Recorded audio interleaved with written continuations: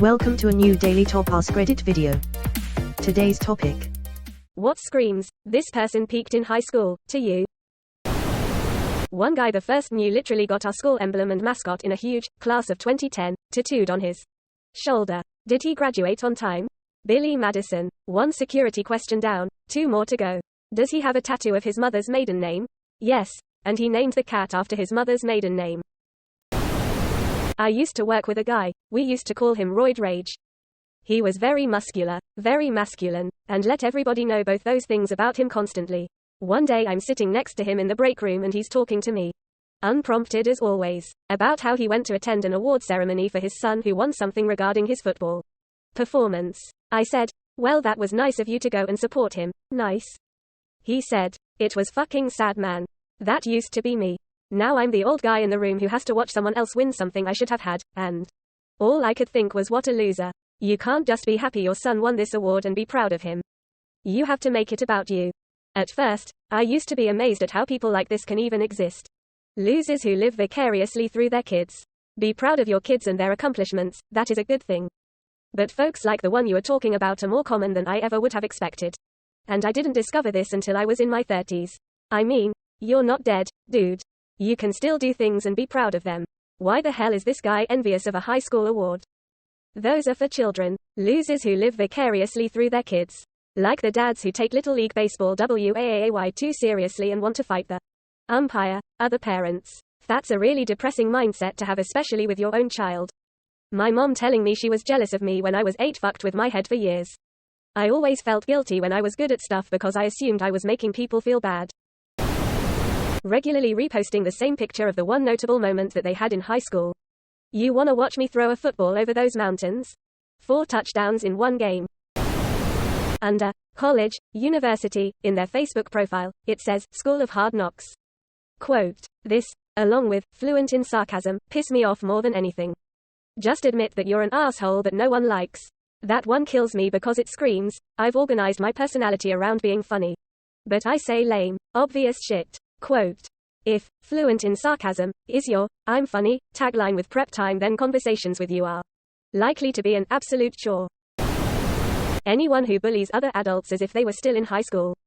Or people who used to beat up others and call it the good old days. It doesn't get better once you grow up." I told a sub-teacher at my school that people told me this all the time, and she told me the only people that say that are the ones that peaked in high school. I miss her every day. One of my high school teachers explained it like this: "Don't let anyone tell you that these are the best years of your life.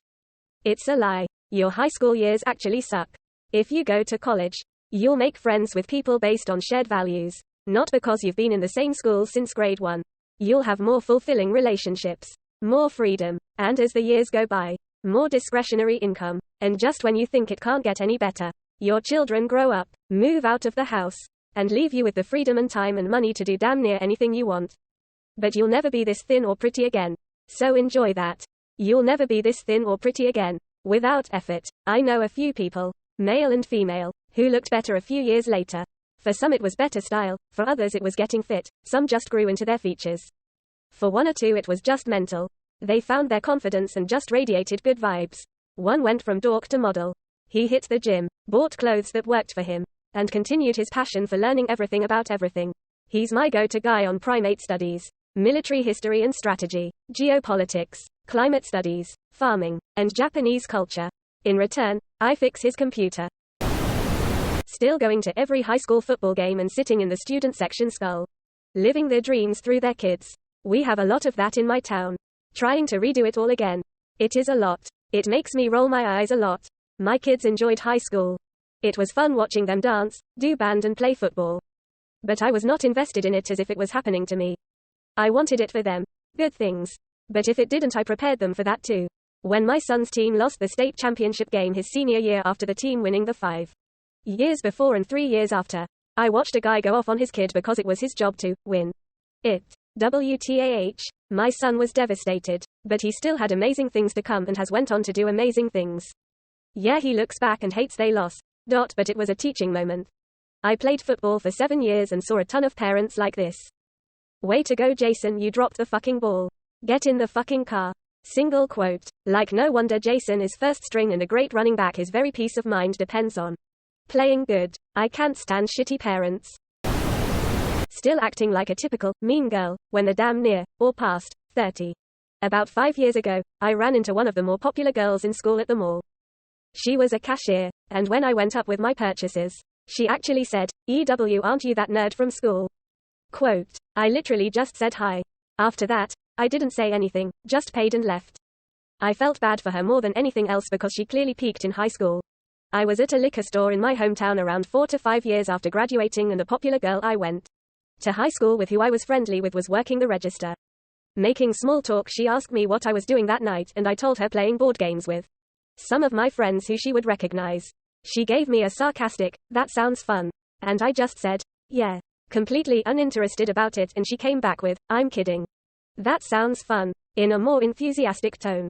I don't think she was trying to be a bitch, but it felt nice for me because years earlier I would have tried to justify my plans as something cooler to her, but at that point I just didn't care.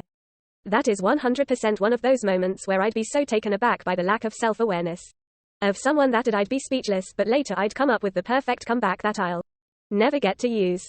They just graduate from mean girl to mean woman. I think some people are just mean. When I was active on Facebook years ago, someone started a sort of reunion group. I was the nerd in this scenario. One of the high school gals who was incredibly cruel found someone to marry her and ended up a stay-at-home mom who spent all day spouting bitter hate towards everyone while complaining about her own kids getting bullied at school. She had gained a lot of weight. And I'm fat myself.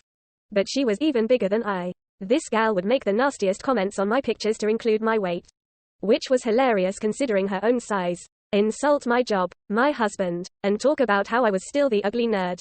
The moderators refused to kick her off despite this. She posted similar vile shit on others' posts too. So I ended up reporting her to Facebook security for cyberbullying just cause and left the group. Now that her kids are in school, she got a job in the public schools.